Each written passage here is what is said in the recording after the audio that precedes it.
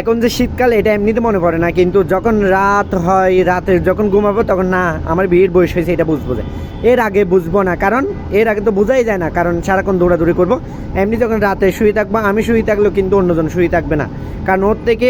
বিয়ে করতেই হবে, বিয়ে করতে হবে কারণ গ্রীষ্মকালে কিন্তু এরকম হয় না, কিন্তু এখন হচ্ছে যে কি শীতকালের মধ্যে আপনাদের তো বলতে হবে না, যারা বিবাহিত তাদের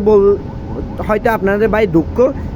একেবারে চলে গেছে, মনে করেন দুঃখ একটা আসলে এটা আসতেছে পরে, কিন্তু আমাদের মতো যারা এখনো বিয়ে করে নাই তারা বুঝবে একমাত্র কষ্ট কি বলে।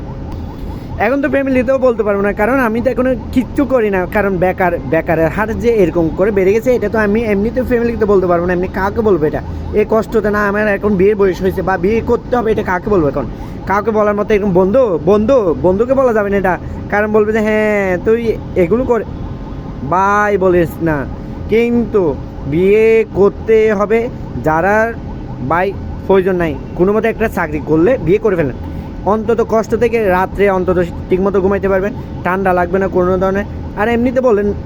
ভাই কি যে ঠান্ডা, আমি কিন্তু ঘুমাইলো কিন্তু ও কিন্তু ঘুমাবে না, কারণ ওর থেকে তো এগুলো যারা, কারণ আমরা বিবাহিতরা বুঝবে যে হ্যাঁ এখন যে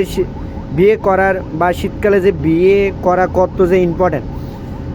বা এই কথা কাকে বলি আমরা